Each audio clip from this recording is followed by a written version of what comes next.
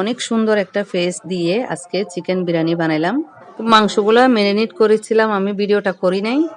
সকালবেলা যেহেতু তাড়াহুড়া হয়েছিল, বিরিয়ানিটা চলে দিচ্ছি।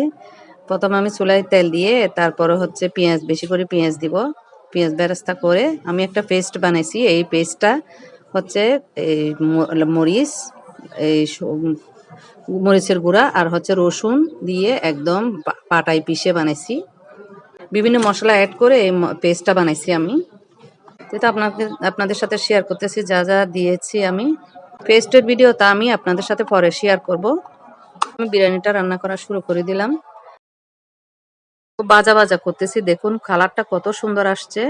আমি মাংসটা ঢেলে দিলাম। মাংসটা ম্যারিনেটের ভিডিওটা আমি পরে শেয়ার করব আপনাদের সাথে। একটা ইউনিক বিরিয়ানি রেসিপি শেয়ার করলাম আপনাদের সাথে।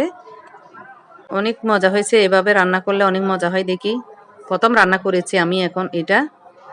আগে আমি মাংসটা রান্না হয়ে গেলে তারপরে রাইসটা দিব।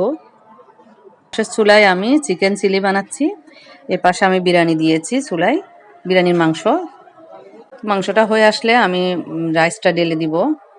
তা আমি ধুয়ে পানি ঝরায় রাখছি পোলাও চাল। চিকেনের কালারটা অনেক সুন্দর হয়েছে। এরপরে রাইসটা ঢেলে দিলেও হয়ে গেল আমার বিরিয়ানি।